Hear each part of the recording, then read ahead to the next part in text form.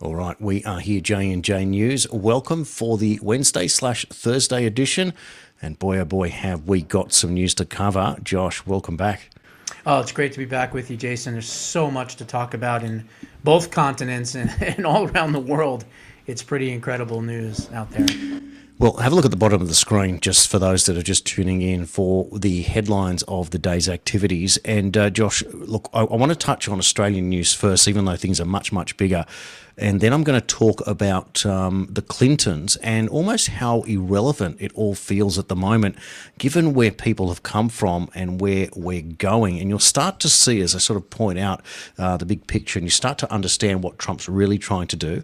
And for others, you will see that it seems to be playing along what many have seen, Josh, and I know this isn't your cup of tea, but the Q narrative just keeps on just firming for those that have been watching that for a long period of time, in the sense of how Trump has taken out his opponents, the deals that he's been able to do, the idea that this will come out with a happy ending, but not for everyone, which is kind of weird. Why you can have a happy ending for some and not others when it's an economic boom that's coming, and then of course those that have been causing all the problems finally to be held to account.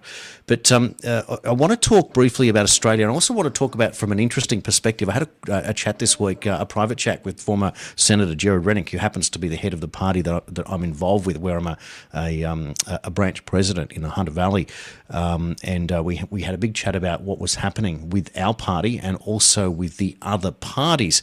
And what you will now see with the headlines, Josh, and you may not be aware, but the hate speech bill passed, slightly altered in the Parliament, that got a lot of people offside. Now, what I'm going to present to you is just how politics is played, perspectives of how it is played, and therefore people will understand, well, where do I fit into this? Do I work within a system that I think is corrupt or fractured or broken, or do I try and collapse the system from the outside? And you have competing ideas. And then, of course, you have others that just want to throw out the bad government and they'll take anything in its place. But that is also a big problem in itself, and it's something that I spoke to Gerard about in some detail over the phone. I'll try and fill in the gaps where it is relevant in what he told me, and I just think it's important for people who are watching this, wondering what happens next. It is not doom and gloom. It is a process. It's a lot of hard work, but what a great opportunity. It is always about the great opportunities that come from it. So let me give you the headlines first. This is coming out from today's Murdoch Press. The coalition now untenable as the National Party, part of the Liberal National Coalition, rebel. David Littleproud has broken his silence after a shocking move that has plunged the coalition alliance into chaos. The first thing that happened was the resignation of three Nationals on this shadow cabinet. On the left there, Bridget McKenzie, that many people are aware of, Ross Cadell in the middle, and a lady from North Queensland, Susan McDonald, who some have touted as a potential future leader of the National Party. Well, they pulled the pin, and Susan Lee had, who in this photograph on the left there, the leader of the Liberal Party, has accepted their resignations. But David Littleproud on the right, the head of the Nationals, has now basically said that the whole party has resigned from the coalition, certainly from the front bench. Now, they did have a breakup a few months ago, and they broke the coalition, but a week later they're all back together and they got on with it. Well, that's not the case anymore. So now what I want to do is I just want to run through three graphics of three commentators on the issue. I think it's important to give you some perspective. First of all, here's Evelyn Rae. Now, she is on Sky News, and she's specifically referring to future potential Liberal leader Andrew Hastie, who then turns out voted for the hate speech bill after saying that he wouldn't. And she writes, "Stop gaslighting your voter base and treating us like children. You cannot convince us that this was the best possible deal. You shot, you missed, you exposed where your loyalties are and to the party and inner politics and not with the people, and now you can go down with their sinking ship." Now, Hastie responded today by basically calling people bedwetters one way or another and keyboard warriors, and not understanding the nuance of how politics is played. He says, "I've been through all the comments on my previous post. Despite the nastiness, I would still vote the same way. The mission was to get the best possible outcome for the country, and we had to play the hand we were dealt. I chose to back in the Shadow Homes Affairs Minister, Senator John O'Donoghue, aluminium, who worked with his backside off to get the best possible deal. Otherwise, Labor would have cut a deal with the Greens, which would have been far worse. Politics is not for everyone. It's like war. Things go wrong, and you often get a choice between multiple bad options. Purity is for keyboard warriors and paid influencers. Thanks for clarifying where you all stand. So them's fighting words, and that shows you the sensitivity of an Australian.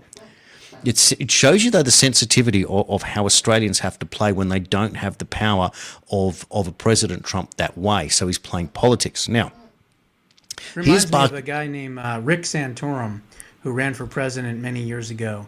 And in a debate, he was called out on why he supported left-leaning legislation. And he said, hey, it's a big country club, and sometimes you got to take one for the team. And he just went... his whole campaign and his sweater and everything else went to the wayside immediately. Reminds me of the same thing, but go ahead. Now, there's two perspectives. Senator Gerard Rennick has stood firm along the way, but in the end, he gets defeated in the last federal election by Malcolm Roberts of One Nation by a matter of a few thousand votes. But now Gerard Rennick sitting on the bench, unemployed, trying to rebuild his People First political party from the outside.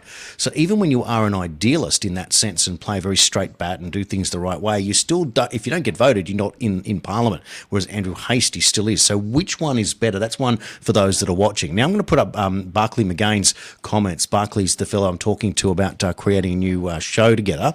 Barclay's very young, but quite eloquent and very switched on. He says, many are criticising Andrew Hastie for voting with the government to pass the absurd hate speech bill. People are free to criticise, but I think it's important to understand why he did, and no, it's not because he supports the contents of the bill. He said pretty clearly last week that he does not support the legislation. What changed? News poll. It's now very clear to really anyone that the current polling of the coalition is untenable without a leadership change. The question's left to answer just when and who. My answer to when is probably just prior to the federal budget being handed down, and to answer the who, well, I think Hastie has positioned himself to do exactly that. Of course, there'll be challenges. These are people within so eager for him to slip up or to pin him for something as they hope to thwart his widespread support. We saw exactly this happen with the leaking of the classified internal document where Peter Dutton hinted confidentially that Hastie wasn't being a team player. The Labor Party have a majority in the House where this vote occurred, meaning if it was ever going to be stopped, it certainly wasn't here, rather in the Senate. When Susan Lee, the Liberal leader, declares that she will support the now amended bill, Hastie has either two choices. He can continue to give ammo to his colleagues that believe he's a wrecker, or he can demonstrate he's a team player. Now, I for one think he should have stood on principle, and that being a team player is cringe, but consider this. Scenario one, Hastie votes to dump the hate speech bill, and then it passes on a vote of 115 to 8. He votes for the hate speech bill and it passes 116 to 7. In both cases, the bill Hastie changes nothing. The bill passes, Hastie changes nothing. What can he change? The perception that he's just a wrecker and not a team player, critical for winning support. If Hastie couldn't make a difference to the legislation, I believe he wouldn't have exercised his conscience. Yet when the prospect positioned himself to assume a role as leader and the opposition, I'll take that off for everyone for the last line, always does that to me. Where are we? When the prospect was positioning himself to assume a role as leader of the opposition, very soon he will be decreeing what the Liberal Party position is. Then I can very clearly see why, and I look forward to it. So that's Barclay's perspective on it, which I think is worth putting up there. And here's another one. Senator Ralph Babette, he writes, radical left woke, ready and willing to dismantle the nation. The Liberal Party is Labor and the Labor Party is Liberal. There is no difference. In fact, I respect Labor more. At least they're honest about who they are. The Liberals pretend to be centre-right, pretend to be conservative. That pretense is the insult. Today, the media reports that the New South Wales branch wants to introduce gender quotas, not merit quotas, a formula for parachuting in more middle-aged currents. How do you think that's going to go? The party is beyond repair. There is no saving. It belongs in the bin. So Senator Ralph Babette there, who was elected from the United Australia Party in Victoria with 3 years to go in his term, is certainly put pay there. Now, here we go. We had polling last week, Josh, that basically said that One Nation is now polling ahead of the Liberal National Coalition, which is unheard of. Now, so Senator Rennick gives me a call, asks me what's happening with the branch, and we have a chat. And I said, where do we go with One Nation now within the party? And he said, look, there are certain specific reasons why I currently won't join that party, and I think he's made that publicly known, and some of them on a moral basis over certain people within the party that he just couldn't work with, bad decisions, and they are bad decisions about people that are employed within One Nation, and that therefore creates a moral dilemma, and that dilemma is simple. Gerard Rennick won't work with One Nation in its current form, and that's not necessarily to mention the leader of the party. Now, we all know all of us are guilty of being idealists, and this is a big problem, and that's why there are so many third parties in Australia, and they all identify for different reasons. But let's get back to what Gerard Rennick has said, and this is not just about him, but it's about where we go in the background. If the Liberal Party is decimated, they're going to have to restructure, they're going to need a leadership change, they're going to need a clean out, and they're going to have to go hard right to get out of the quagmire that they're in, is trying to pacify amongst the left and thinking that's going to survive.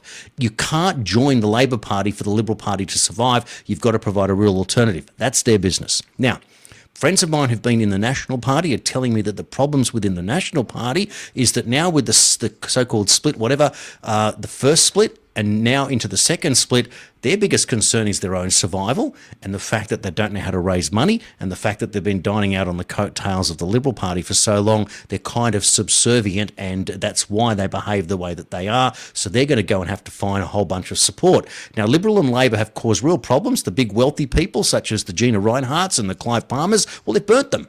They've gone third party. Clive's gone off on his own tangent. He's annoying everyone, doesn't seem to want to do deals with anyone. Clive wants to be the Prime Minister of the country without being able to get elected. And Gina Rinehart, well, she's working with One Nation, it seems. And of course, Gina and Pauline were able to go to Mar-a-Lago and get involved there, which means that signals intent for the Australians who see Trump as the answer globally. They're looking at it and going, well, I'm going to side with One Nation. So back to Gerard Rennick. He can't currently work with the structure within One Nation. But what he does do is represents probably the most qualified and accomplished of all people who can lead the remaining third parties to form something new, different, and structurally well-made, competent, and a proper political party, such as bringing in the branch structure, which when he did do that, One Nation were forced to create a branch structure. They never had that before. So they're copying Rennick. But what Rennick's doing behind the scenes is working with the different parties to form a merger. And that's the most important thing. He's the only person that's actively working behind the scenes to do it. Now, there is nothing on the table that will be announced this week, but I can assure you that he's talking to multiple political parties who are starting to see reason with what he's saying and are prepared to take action in the future. So therefore, if you are anti-Labor and Greens and anti-globalist, you need to look at it this way. This is just my opinion. There are multiple positions you can be in. You can be part of the mainstream Liberal Party that's dying, unless it gets a Lazarus resuscitation, but there are no John Howards in that party. You can join the Nationals if you're in the regions, and you can try and work within that party, but that party is going to be quite timid, and it's not quite working out, but it does have elected members, and it has some good people in there. You can join One Nation, but you are going to be in a situation that Pauline, whilst she will solve the immigration problem if elected Prime Minister, what she won't be able to do is have the economic solutions. The party is simply not capable of providing that and won't be able to compete when they have oppositions destroying them and attacking them on those levels. Or you can join one of the third parties and start to focus in on specific policy issues. Now, if these parties merge, let me be very clear. They are experts in certain areas, but they are not all experts in all areas.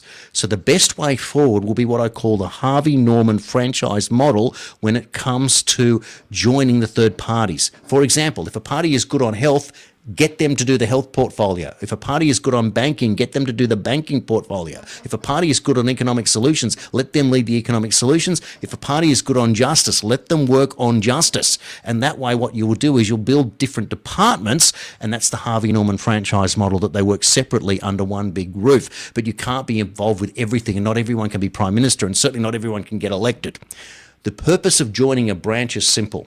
You form a part in a certain area to get somebody elected into your seat where you live. So if you can go to a branch, you can get involved and build a small army of 30 or 40 active local people. When you're out there on election day, you'll have enough people with friends and family to hand out at all the booths, and you will be there and you'll be able to answer questions and explain policy.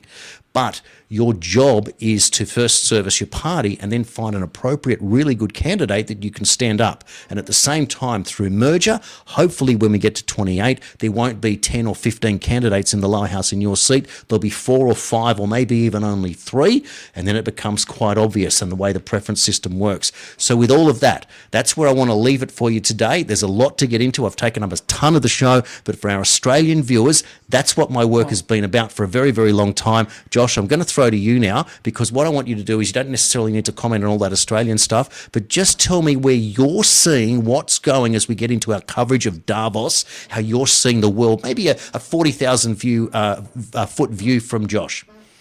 Yeah, before I even get into Davos and all that, just commenting on everything that you said there, it sounds like you have the makings of the United States Tea Party that we had many years ago, 2014 or so. That's where Marco Rubio came from. That's where Ted Cruz came from. And of course, these were prolific new leaders that were bucking the system. And it sounds like you're sporadic. You have so many of these third parties. So I think what you need to do is you need to coalesce around one issue and one issue only, kind of like AFD did, which was in immigration. So Australia needs their version of an AFD type of party. And obviously immigration would be perfect. You could even rename the party Australia First Party and just be all about immigration, because immigration will cut between ideological lines, because it has to do with so many different things, from policing to safety to affordability, to crime. I mean, there's so many things that one issue, if people would coalesce around it, you would have a big enough coalition to take out the other parties and run somebody that would represent the Australian First Party. So that would be my recommendation based on everything that you laid out for me. As far as Davos is concerned, you might as well just call it Trump Davos, because he has owned the event. As a matter of fact, he's only the second president, being him the first time and now the second time, that has ever spoken at Davos. That's number one. But number two, he brought a huge coalition of cabinet members and other peoples and people associated with the United States and business leaders and things like that. And he kind of just pushed them all into Davos. So this is really the Trump Davos meeting. He's running it. The globalists have no idea what they're doing and what's happening right now. It is truly the Trump Davos, meeting, and the USA House has been dominated by cabinet members getting interviews and things like that. They threw Gavin Newsom out because he was being silly and stupid. So this has been all Trump all day, and really just kind of a big reset that the globalists are pretty much having to swallow. So that would be the first thing that I would say. But I don't know, you probably have quite a few clips. I have a lot of highlights from the speech, so I guess we'll start with some of the things that you want to roll out as far as clips are concerned, and then of course I can comment on those as well. So yeah, absolutely. Well, let's start, and I won't go in any particular order. I've got the clips lined up here for you, but this one is Trump's comments on Europe being unrecognisable. I think this is a really important point because it sets the reality. You can go in there with these great big intentions and all these expensive, wealthy people going in there and telling the world how they should live their own lives, but let's get Trump's report card here on Europe. Certain places in Europe are not even recognizable, frankly, anymore. They're not recognizable. And we can argue about it, but there's no argument. Friends come back from different places. I don't want to insult anybody and say I don't recognize it. And that's not in a positive way. That's in a very negative way.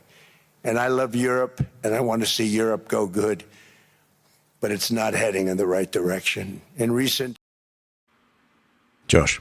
Yeah, he's absolutely right. I mean, of course, you have these anti-free speech rules and laws that you're trying to pass, this digital ID Act and things like that, but it even goes further than that. No-go zones, giving up complete territories where the police don't even go in, or the bobbies as they're called, they don't even go into certain areas because they either aren't carrying guns, or if they are carrying guns, it doesn't matter because the Arab communities won't allow them in. They're setting up their own Sharia courts. I mean, they're basically, not just immigrating into a country, but they are like a cancer. They're metastasizing inside that country, and they're just destroying everything about the fabric of that country, and that's clearly what's been happening. So you look at America, for the first time in 50 years, in 2025, we actually had reverse migration. Meanwhile, Europe is still being invaded. Look at every single mayor of almost every single major town in London and in the UK. They're all run by Muslims. I mean, it's like one big giant Somalia, basically. And the fact that you don't have a strong Second Amendment, you don't have the people carrying guns, and so you have these people that aren't going to listen to the rules and probably either have guns or using other weapons. So I think President Trump's right. It's unrecognizable. Places like Paris, which was a beautiful place for years for people to go and see the Eiffel Tower and eat at French restaurants. Now it's like you have these, marauding kind of hordes of people from Africa that are running around and causing violence. And it's just sickening that, Europe has allowed itself, let's face it, with the fact that they're not having babies, and then they're importing people that are having way more babies. There's an imbalance. And as I've said before, what they can't do militarily, they'll just outbreed. And that's what they're doing. They're trying to outbreed Europe. And Europe is being so stupid by allowing their borders to be wide open. And a lot of that has to do with Brussels and the European Union. A lot of these countries can't control their own borders because of the European Union. So break up the European Union, allow these countries to expedite their own immigration policies, remove these people from their countries, and then you have a chance to save Europe. Well, let's go now to another clip. In fact, I might just get his comments on Somalia. I thought that was interesting as well. People from Somalia, and Somalia is a failed, it's not a nation. Got no government, got no police, got no military, got no nothing. And then we have this fake congressperson who they just reported is worth $30 million. You believe this? Ilhan Omar, talking about the Constitution that provides me. She comes from a country that's not a country, and she's telling us how to run America. Not going to get away with it much longer, let me tell you. The explosion of prosperity and conclusion. Yeah, you're not going to get any love loss from me on Ilhan Nouar Saeed Elmi, the daughter of Mohammed Nouar, the former propaganda minister who worked for Saeed Bayar's dictatorship. And of course, they lied on their N-400 immigration forms. Have you ever been part of or close to a totalitarian, authoritarian regime? No, that was a lie, of course. And if they didn't leave Mogadishu, they would have been executed because they were part of the regime that was being overthrown by a new regime. So she lied on her N-400 forms. She infiltrated the United States like a cancer. She's a terrorist, clearly. She's associated with terrorists, clearly. I called her out way back in 2016-17. I've been fighting with this disgusting excuse for a human being. She cost me so much in my career for stepping up and exposing her and who she is and where she came from. So all I can say is when she's denaturalized and hopefully deported or arrested, I will be dancing proudly on her political grave. How about that? Well, let's cross now to his comments on Denmark and Greenland. In 2019, Denmark said that they would spend over $200 million to strengthen Greenland's defenses. But as you know, they spent less than 1% of that amount. 1%. There's no sign of Denmark there. And I say that with great respect for Denmark, whose people I love, whose leaders are very good.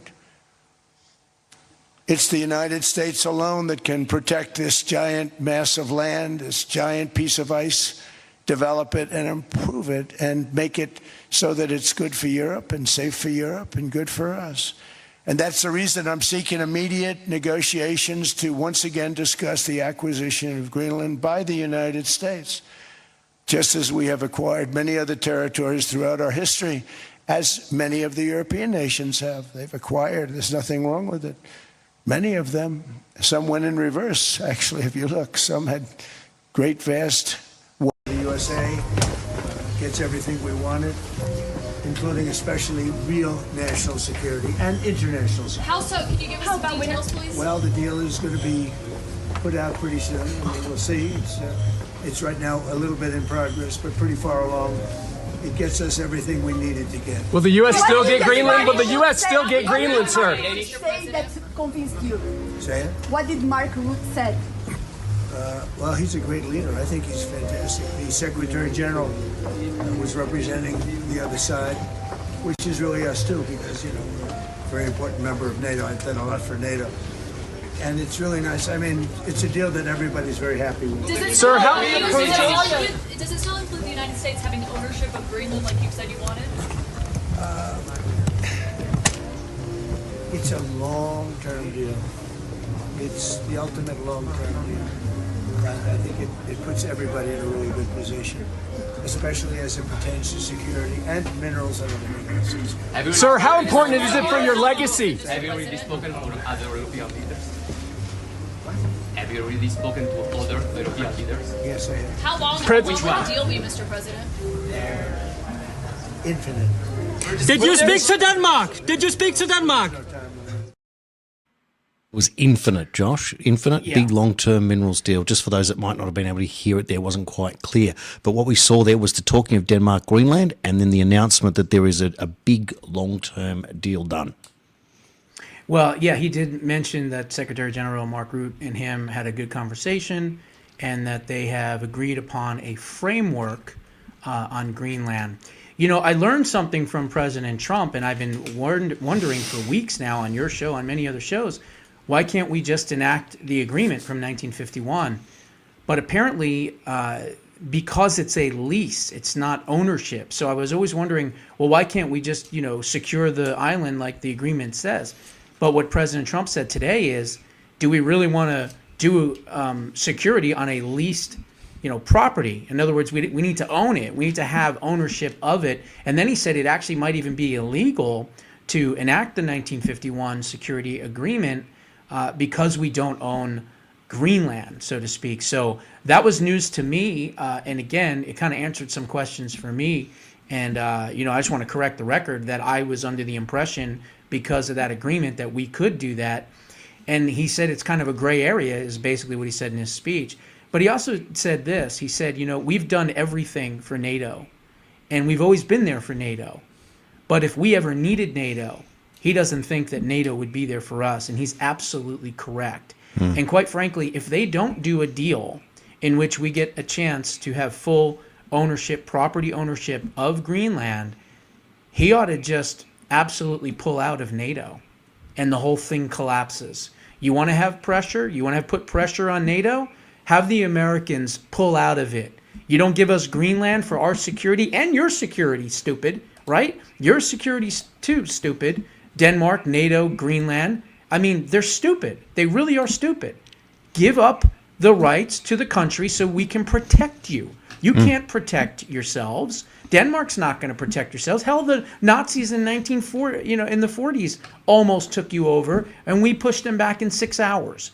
So if you can't secure what is certainly in the future the most important location in the entire world for security, then get out of the way. That's what I say. And so if they try to push back, I say it's a bold move.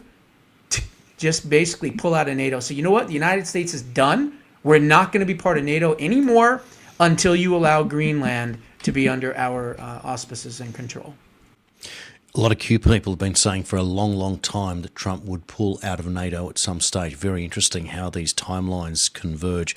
Let's get Clandestine's view here. He writes, hilarious. NATO, Europe, the Dems, the MSM, all of Trump's critics, etc., spent weeks saying Trump is a lunatic and won't get Greenland. Then Trump walks into the Viper's Nest in Davos, makes Rutte bend the knee and makes a deal. Imagine doubting Trump at this point. It's just poetic at that, as you said, or as we've seen. Now, let's now look here. I'll just get those comments on NATO from Trump, and then we'll keep moving through the various clips out of Davos. Of the entire alliance, the NATO alliance, the United States is treated very unfairly by NATO. I want to tell you that. And when you think about it, nobody can dispute it.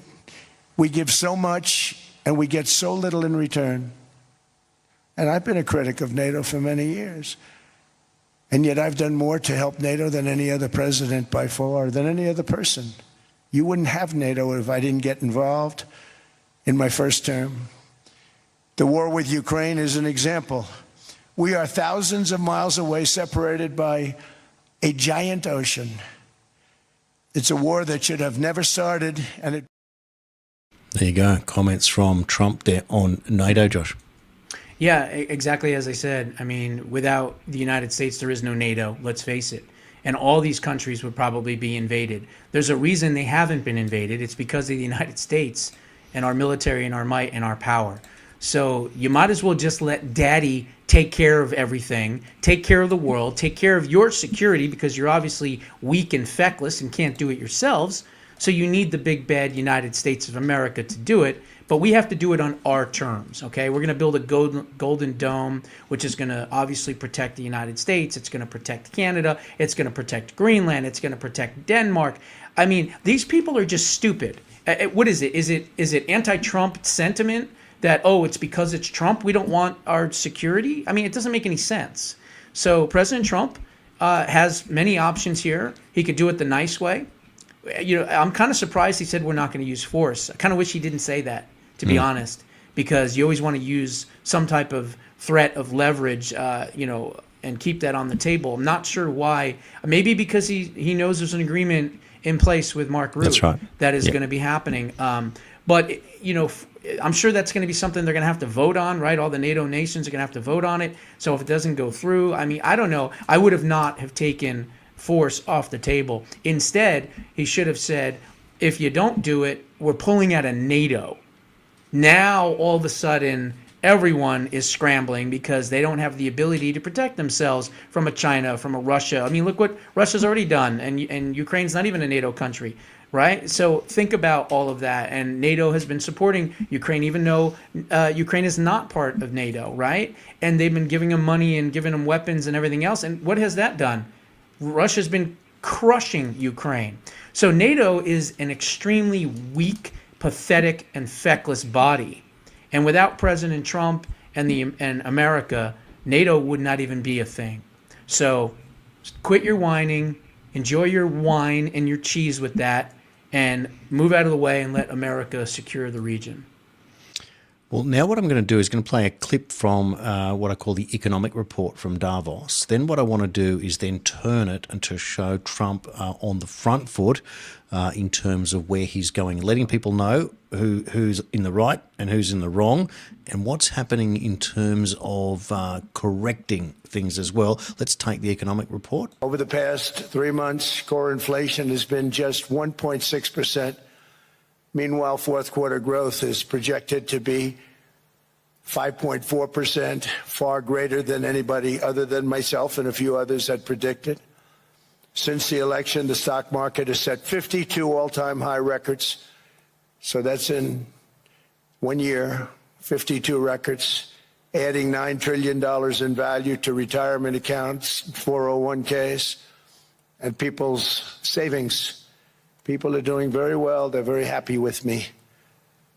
Since my inauguration, we've lifted more than 1.2 million people off of food stamps, and after 4 years in which Biden secured less than $1 trillion of new investment in our country. Think of that, $1 trillion, substantially less than that. In 4 years, we've secured commitments for a record-breaking $18 trillion, and we think when the final numbers come out, they'll be closer to $20 trillion of investment.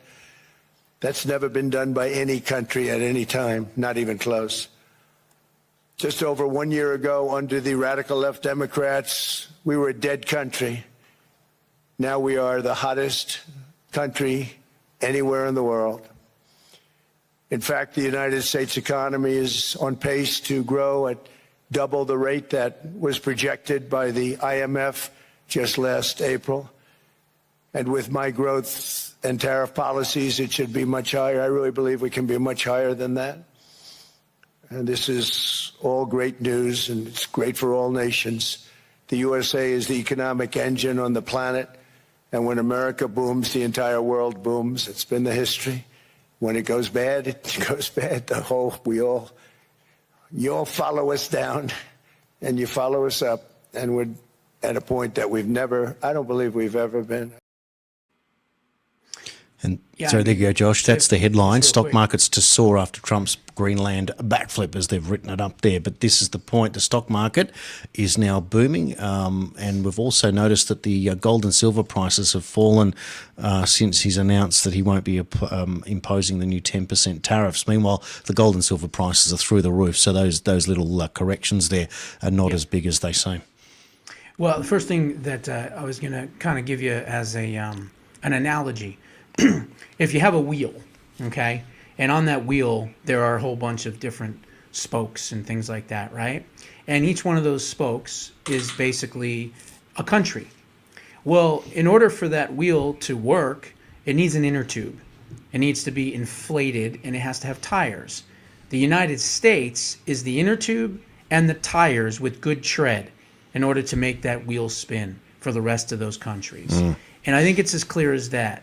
And the world has to trust the world's only superpower that has used their power and might for good and not evil throughout its entire history. So why would you all of a sudden doubt us now? That's what I would tell European leaders if I was President Trump. We have done so much for humanity and to make the world a better, safer, more prosperous place. And we have a history and a track record of doing so. And so why would you doubt us now? We are coming with the best intentions, and those best intentions are your security as well as ours. If we are part of NATO, then we are a team of nations and allies. So allow the biggest and most powerful military to handle the security for all of you weak sucks that can't handle it for yourselves, including Denmark and Greenland and, you know, Iceland and all these other countries that are in and around that area. Because if there ever was a situation where there was a future war, these things have to be decided in seconds, not days or weeks or months, in seconds. And if we don't have missile defense in Greenland, what do you think can happen in the future with a rogue Russia or a rogue CCP deciding to, you know, here's our shot to take out America and take over the world? Look, I've said it before and I'll say it again. There is no bigger existential threat than the Chinese Communist Party to all of humanity, including the United States of America, including Greenland, including Denmark, including Iceland, including NATO. So wake up, folks. Last night, Josh, just as an aside, I was watching on YouTube a 20 or 30-minute video about the Industrial Revolution, and it was made using some terrific artificial intelligence pictures to sort of explain where you were. So it would show the production of cotton using people in cottage industry from home, and it showed the industrial process and how it worked.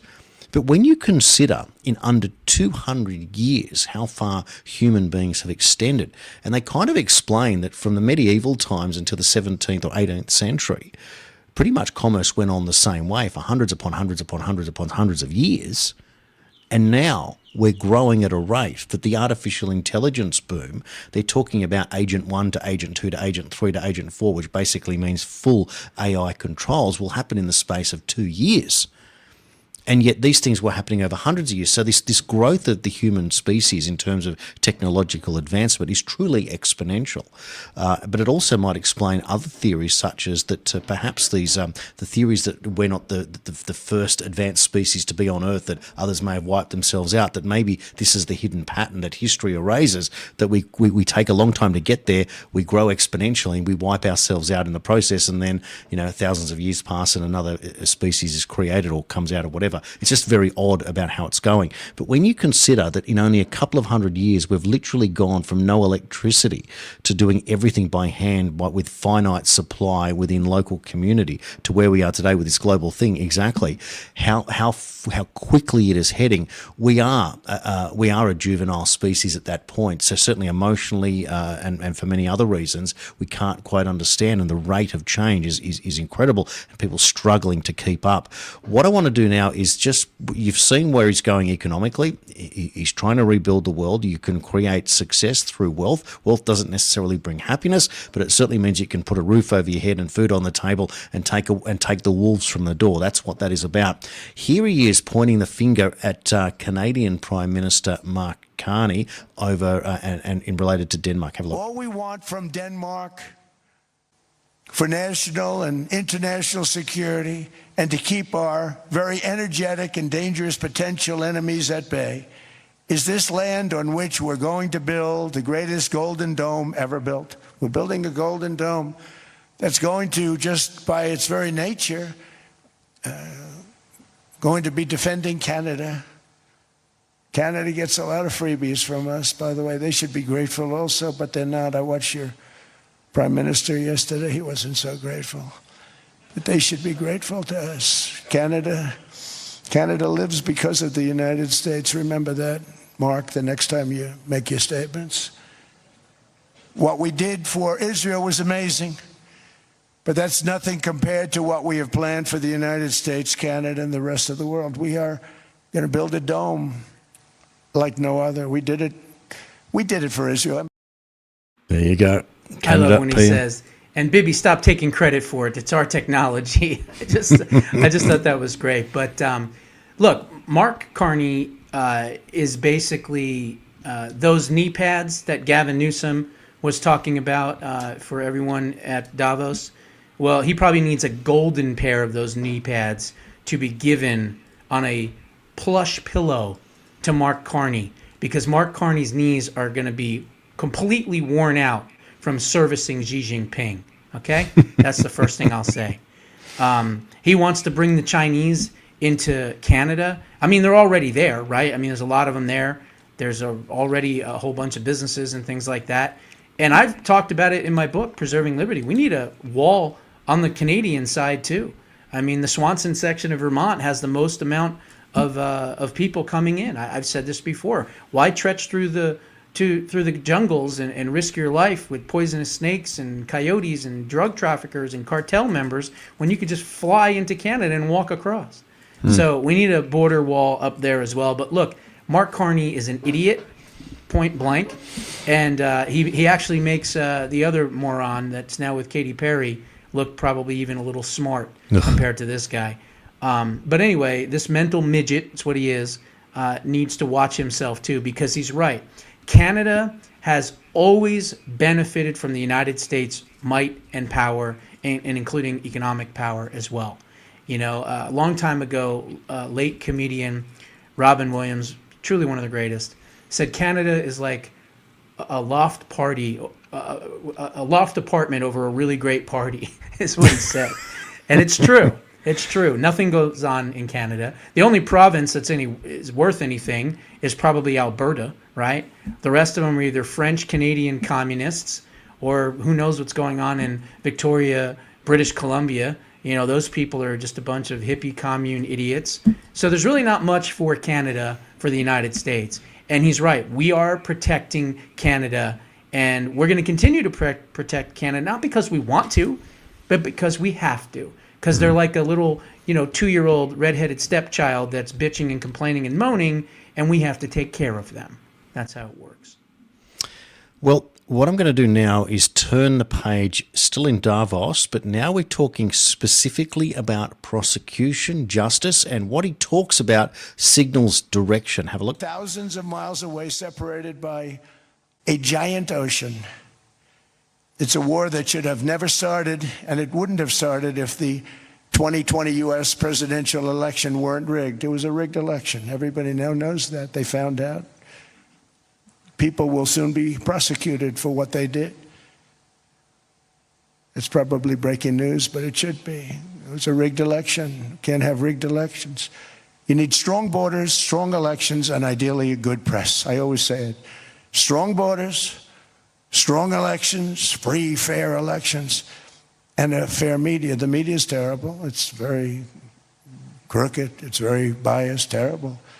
But someday it'll straighten out because it's losing all credibility. Think of it. When I win in a landslide, a giant landslide, won all 7 swing states, won the popular vote, won everything, and I only get negative press. That means that it has no credibility. And if they're going to get credibility, they're going to have to be fair. So you need a fair press. But you also need those other elements.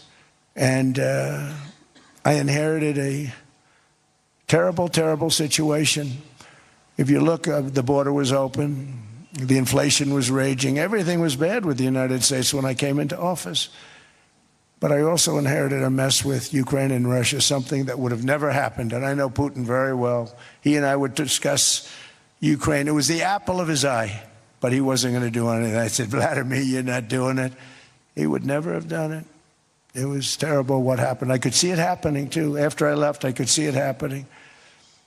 Biden had given Ukraine and There you go. It's very interesting that he tells these stories between him and world leaders and the things that they say in private. He's telling the whole world. It's very interesting. And I guess that's like, are people going to continue to text message him and email him, or are they going to now be like, wait a minute, President Trump is going to just air whatever we say in our conversations everywhere? Just a thought on that. But he did say something very poignant in there that people need to understand. He said people are going to be prosecuted. And if you listen closely, you can hear very, very carefully the sphincter muscles tighten from Hillary Clinton, Rod Rosenstein, Andrew McCabe, maybe Barack Obama, Valerie Jarrett, Lisa Pei, Peter Strzok, all of these folks, James Clapper, John Brennan. The list is endless of how many people are involved in the criminal conspiracy. And so he said people are going to be prosecuted. So let's hope and pray that that is the case. Oh, absolutely. Well, now let me give you some breaking news. I'm just going to put a little, there you go. Look at that on the screen there. The coalition, ready for this? Liberal MP accused David Littleproud of trying to tear down Susan Lee's leadership. So there is apparently a leaked email, and it now leads to the fact that David Littleproud has said that under Susan Lee's leadership, there will be no coalition. So that signals the end of Susan Lee as leader of the Liberal Party, or at least of the coalition. There is no coalition until there is a change of leadership. So Barclay's guessed there that it would last or run out until May. And when the budget is announced, it looks like it certainly could be necessarily earlier than that there will be a leadership spill in the Liberals and Susan Lee will not be the leader. I'll just make the point that when she became the leader after the last election, she was never going to make it to the next election. It's just the way that it just seems to work in those circles. So plenty of stuff happening there. Josh, I was going to play a clip of how Trump explained how he negotiated with Emmanuel Macron and other world leaders, and it took about 3 minutes each time, but I'm not going to, because we're going to run behind. What I will do now is I just want to turn the corner. I was going to play a clip also of Javier Milei and his comments, but we're familiar with what he has said in the past, basically calling out socialism and talking about how in South America now, by changing to an American system of productivity, etc., that's where your success will come from. What I do want to do now is turn the corner, because I want to talk about the Board of Peace. Now, this is a brand new organisation led with would you believe, a bureaucrat from Palestine. But the point is that this is signalling the end of the United Nations. We might talk about the end of NATO, but this is going to bring about the end of the UN as a toothless tiger, something on board here. Here's the first clip. Vladimir Putin pledging $1 billion towards the Board of Peace. I think that we could contribute $1 billion to the Board of Peace from the frozen assets, by the assets frozen by the previous administration, and the remaining funds from the funds frozen in the United States could be used to rebuild territories that suffered during hostilities once we sign a peace deal between Russia and Ukraine. It's interesting. It really is. But I just wanted to say one thing about the other thing that you were talking about with Central America and South America. There was a poll done yesterday, I think, and they asked, what were your thoughts on Maduro's capture? Do you think that you opposed it, or did you support it? And you had the majority of countries in that poll, and we're talking big majority, 75, 70% in favor, right down the line, all these different countries. I had it written down what it was, but there was like no one under 50%. Like everybody in Central and South America supported taking out Maduro. And so the only ones that really supported Maduro were left-wing communists in the United States, to be honest. But getting back to what you were just showing us, you know, the only thing that I can really say on that is that when we have these skirmishes, whatever you want to call them, fights, whatever, they're always going to work out. They're always going to work out because they have to work out, right? And so I think they like to talk tough. They like to say all these different things. But in reality, they don't have the teeth. They don't have the ability to do any of these things. And so I think that's why President Trump is winning. Because I think all around the globalists are afraid of him. They don't know what he's going to do. They don't understand his business acumen. They don't understand how he looks at things and how he sees things on the chessboard. And I think that people lose sight of that. And we don't lose sight of that here in America. And I think that's kind of the difference. So, yeah, well said. Well, we are, of course, rapidly running out of time. We're trying to keep this under an hour. And if you're watching to this point, thanks. Please share it or leave us a comment, whether you're watching it on Josh's Substack page, JBU Show on Substack, or on channel51.com.au or qcitizen.net, or, of course, anywhere else on social media. But certainly giving you plenty of perspective here and showing you that whilst there is plenty of work to do, there is plenty of hope. This will turn out for the best, as we've been saying for a long time. Now, back onto the Board of Peace, Josh. 8 foreign ministers from 8 Muslim countries have now agreed to sign on to the Board of Peace. Saudi Arabia, Turkey, Egypt, Jordan, Indonesia, Pakistan, Qatar, and the Arab Emirates. Unbelievable, all signing on there. So that gives you an idea when you compare it to the United Nations. It's a little scary, to be honest, because these are a lot of Muslim countries. Not all of them have great human rights records, number one. Number two, some of them have harbored lots of terrorists and terrorist organizations, especially Egypt, right? You think Egypt was one of the countries on there? I can't think if it was or not. Yep. But again, when you have Russia that invaded Ukraine, now on the Board of Peace or giving $1 billion towards the Board of Peace, I understand where you're coming from as far as like this could replace the United Nations, but isn't it right now, at least at this point, the scope just centered on keeping the peace deal together that Hamas and Palestine and all that and Israel signed? Because I don't think it's been exacerbated and extended, if you will, to like a true governing like Board of Peace like throughout the entire world. Then I think there's a good chance that it could replace the United Nations. But then again, are all of these countries that are now on this quote Board of Peace actually for peace? I think that's certainly questionable. Well, again, it's whether we question the judgment of Trump and the way that there are so many moving parts in any circumstance.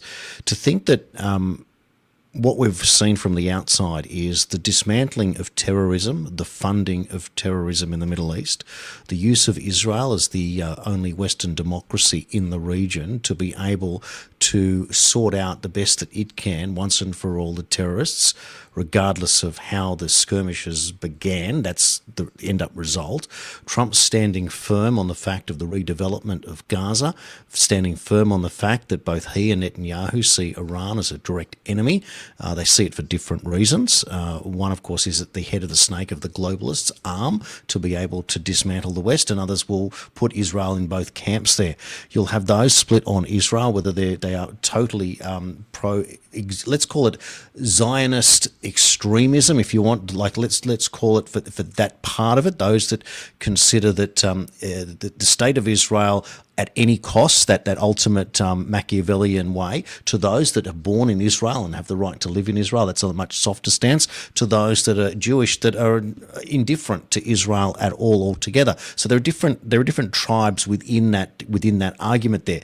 I'm not talking about that from any other perspective other to show you that there are massive grey areas, and you can't just blanket over the top whether your position over whether you're a Netanyahu fan or you don't like Netanyahu and you think that he should be in jail. Just parking that there for a moment. The fact that Trump is able to do this and keep Netanyahu closer to him than anyone else, keep your friends close, your enemies closer, and then looking at that Q term, saving Israel for last. And of course, then it's going to lead into my next story, Josh, that I'm standing firm on, and it's this one here. Real quick, the Israeli foreign minister is pissed. He's mad at the Board of Peace because of some of the countries that are on it. So I think people need to understand that as well. This is not something that it's quote unquote pro-Israel by any stretch. I mean, look, there's all these Muslim countries on it, you know, and so clearly there's some questions there. But pushing for the normalization of relations, which means that you can't be Iran and say we want the death of Israel. You've got to accept Israel in the region. And that's the shift, I suppose, from that purpose. That's where you come to this middle ground. And again, good business is always good compromise, and this is where we're at. Let's now switch it, because my link with Netanyahu and what he may or may not know, I think relates to this story here. I'm going to give you the first part of it here. Here is James Comer. On the Hillary R. Clinton contempt report.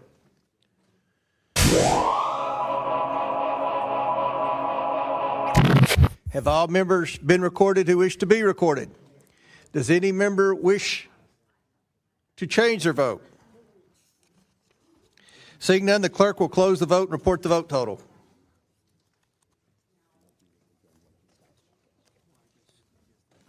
Mr. Chairman, on this vote, the ayes are 28, the nays are 15, with 1 voting present. The ayes have it. Pursuant to this vote, the committee hereby favorably reports and adopts this report, recommending that the House of Representatives find Hillary R. Clinton in contempt of Congress for refusal to comply with a subpoena duly issued by this committee. We will move the report to the full House. Without objection, the motion to reconsider is laid on the table. Mr. Chairman, pursuant to House Rule 11. Fantastic. Exactly as I predicted last week, that it would pass in the House as far as the committee was concerned. And now the real challenge is going to be, can you get enough votes in the actual full House vote to convict? God, I hope so, because there's no reason why she and her husband, and I noticed that it was just Hillary. I didn't hear anything on Bill. Maybe they're doing a separate vote on Bill. I'm not sure. But regardless, she needs to go to jail.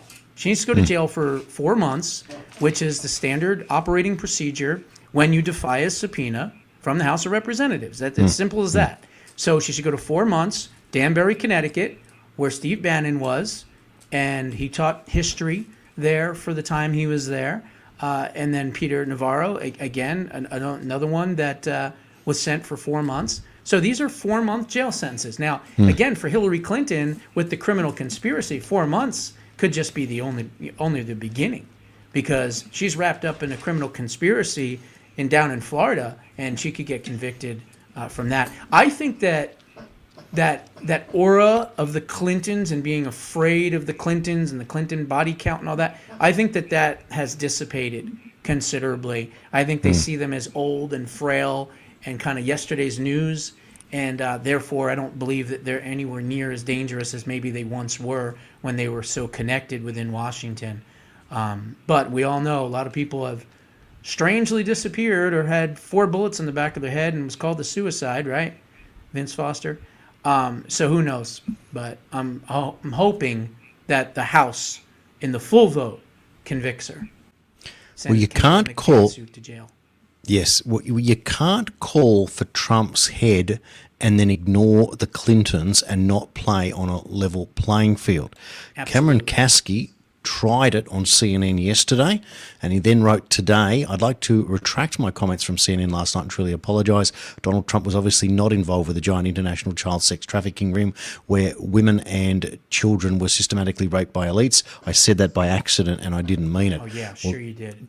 Well, there by you go. Accident? No, you probably got a letter from Trump's lawyer the next day for who knows how many millions of dollars of being sued, and you were given less than 24 hours to retract what you said, or this lawsuit's going to be filed.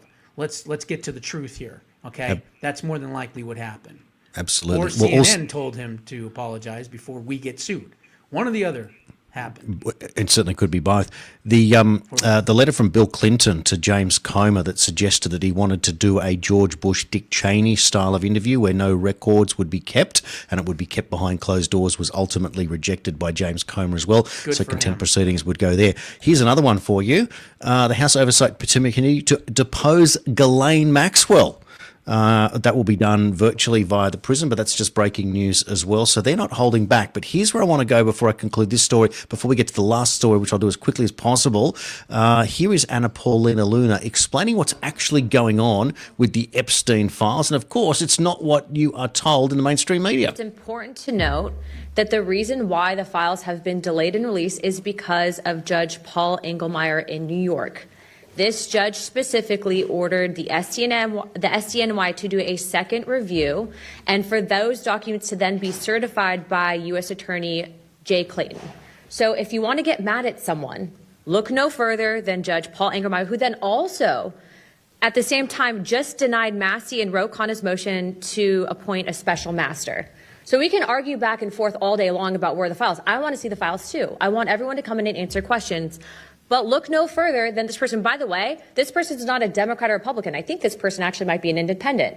But if you're wondering where the files are at, that is the truth of the matter. That's it. As soon as those files come out at the DOJ, we're going to get them. And by the way, I will remind people that weren't here earlier, Todd Blanche will get on a phone call with people here. And after this, I'm going to go walk over Todd Blanche's cell phone number to Chairman Garcia and to Chairman Comer so they can both get on a call. I think it's important to open dialogue, okay? But the point is that we have to know the facts, and those are the facts. So look no further than Judge Paul Engelmeyer. Again, he's the one person that appointed the review, a second review, and then once those documents are then reviewed, then it goes to the DOJ. But you can't fast track the process. No doubt that judge is probably close to the Clintons, right? That'd be number one. And number two, look, independents, you know, they can be child predators too, whether they're Republican, Democrat, or an independent. Maybe he has to protect himself. In other words, maybe he was on the island, this judge. Maybe he's done some lewd and lascivious acts with women and children and things like that, like the rest of the sickos. That would be, you know, maybe a reason why he's refusing to allow this information to come out publicly. You know, a lot of times they hide behind one of two things, right? It's either, oh, it's national security, but in this case that wouldn't work, right? Or it's, oh, we've got to protect the victims and we got to retract the names and all that. Okay, fair enough. But that doesn't mean that you don't have to completely not oblige to what Congress has voted for, which was to release all of these documents and documentation pertaining to the Epstein list and who is on it and everything else. But again, I said this before, the more we talk about this, the more it hurts Republicans and the more it hurts President Trump. Because the boogeyman out there, even though it's not true, right? Nothing has to do with anything with President Trump. He's the one that tried to stop it throughout, of course, Epstein. And then, of course, you know, even worked with the FBI to try to, you know, get these victims, you know, taken care of and things like that. So he's not part of it. But it doesn't matter because the left has nothing left other than ICE and Epstein. That's it. That's all they got. And they're going to continue to use ICE and Epstein any way they can to try to bludgeon the president and Republicans and make people hate, you know, both so that they can try to steal and win the midterms or steal the midterms more likely. To tie in with all of it is that the great deception is that the Epstein files have been kept in the United States, and of course there's been very, very little coming out, and eventually when it is let out, which it feels like there's something there and then there's nothing, everyone will either be let down or not. And that's where I get to the punchline, that the one person that should have access to it would be anyone connected to Mossad, and Netanyahu at the top of that pile there. It may be the thing that he has to release eventually at the end of the day. Oh, these Epstein files, yes, Mr. President, I have them for you right here, may well be the case. I bring that up also because this week there was a terrific post on Substack, and quickly before another piece, one of my followers on Substack has reported to me directly the approach that she used to get back on Substack after she was told that she was going to be locked out, because in Australia with these ridiculous under 16 social media bans, Substack, which wasn't one of the websites involved, decided to just ask for people for ID, and many people have written to me saying that I can no longer use Substack because of of this. Now, I don't want to get into too much of detail now, but if you've got this far in the show, please send a comment or a message to me on Substack and I'll give you the information directly, or in a future show I'll be able to provide that. But what she did was she was able to contact Substack directly via an email, which I can provide. She explained the circumstances. She asked for a different way of being able to stay on Substack without having to provide identification, and it was all sorted out instantly for her, and she's back on Substack. So that's a really good story for those that are getting their nose out of joint, because and rightly so, but they're not throwing out the baby with the bathwater. She worked her way around. It was brilliant. So thank you to that follower supporter who was able to provide me with that intel. Now, Rainer Fulmick was the story I was going on Substack. So Rainer Fulmick, as we know, has been locked up and was basically kidnapped for taking on the corrupt elites in the medical world over COVID. He has written to say that he's worked out a new strategy whereby what he's going to do is that he's taking on the corrupt German judicial system, but he's decided to go down a civil pathway of which he's a great global expert on, and he explains that part of that process, of course, is yes, you can't put them in jail for what they've done, but what you can do is you can take them for everything that they have for what they have done, but it also removes the prosecutor, a corrupt prosecutor in the process, and that's why he'll be pursuing in a civil court over many different matters relating to himself and others. He also said that whilst he was in prison, listen to this, Josh, it's such a great story, he said he was able to communicate with other prisoners and look into their cases, and has found many cases of those that are in jail that shouldn't be in jail. What a hero Rainer Fulmick is, and what a difference it makes when real justice can handle a corrupt system and there are people in there hopeless, helpless, etc. And there's Rainer Fulmick, who is one of the most powerful, great, brilliant lawyers in the world, taking on the biggest crime against humanity ever perpetrated, and he's doing the work of Gandhi behind bars in a German prison there. Great story, which leads me, Josh, into this breaking news. And this just shows you how far we've come with what we're touching on at the front of the show to where we are at the end, because maybe 3 years ago this would have been headlines if it came out. Well, here it is today. Breaking news. The American Academy of Pediatrics has been hit with a federal RICO lawsuit for vaccine safety fraud. The AAP accused of operating a decades-long racketeering scheme that deceived America about vaccine safety for maximum profit. I'll give you a couple of snippets from Nick Holscher's article. This isn't another vaccine debate lawsuit. It's a RICO fraud case, the same legal weapon used against organised crime and the tobacco industry. Wow. The allegation is blunt and devastating. The AAP allegedly manufactured false certainty around vaccine safety schedule, shut down legitimate scientific scrutiny, and promoted sweeping assurances that were never validated through rigorous real-world safety testing, while operating within a system shaped by vaccine manufacturer funding, financial incentives tied to high paediatric vaccination rates. And just quickly, this last graphic here, one of the most explosive points is the complaint that it forces what it forces into the open. The cumulative childhood schedule has never been safety tested the way any reasonable parent would assume it has. The lawsuit points to Institute of Medicine findings between 02 and 13, calling for more research and acknowledging the lack of proper vaccinated versus unvaccinated comparisons. Yet the AAP continue portraying the schedule as thoroughly tested and unquestionably safe, shaping paediatric care nationwide through repetition, authority and pressure, but not proof. It also describes what parents have learned the hard way. The system doesn't merely recommend vaccines, it demands compliance. Josh, this is massive, and of course, putting your faith into another quality RFK Jr. lawyer come Secretary of the HHS, Health and Human Services. This is the strategy that's going on behind the scenes. So as we get to the end of the show, please take a big breath, a sigh of relief. Things are going to work out. That is your reassurance. We've presented to you another overtime news show, Josh, but I think we should be very proud of being able to weave that narrative with the news of the day to explain to people that things are going to work out, even if they're not. There are lots and lots of moving parts there, but at the top of the tree, the great disruptor, Donald Trump, is leading the way, and the team in place is doing the great work. Final comments before we go? Yeah, just the 1986 Vaccine Injury Court was an absolute joke. It was something that was given basically to the vaccine manufacturers and gave them carte blanche to not have any financial and or criminal, immunity. Basically, they had immunity. In other words, they couldn't be prosecuted. So I think it starts with reversing the 1986 Vaccine Injury Court and repealing the entire thing. which would then, of course, allow these vaccine manufacturers to face criminal and civil liability and penalties. But this lawsuit is a wonderful first start. So love to see it. Love to see it happen. So. Yeah, absolutely. Well, for those that are this far in, again, if you'd like to subscribe to Josh's page, JBU Show on Substack, it's under $50 US for a year. And if you'd like to subscribe to mine, it's on sale $51.26 Australian dollars. I don't put out as much as Josh is putting out there, but it gives you an idea of how inexpensive it is. Yeah, I do it 7 days a week, and sometimes multiple segments a day. And then every Thursday, Jason joins us as well. We do a Full Throttle Thursday where you get a chance to ask me anything you want, and I give you guys questions and hear your opinions and things like that.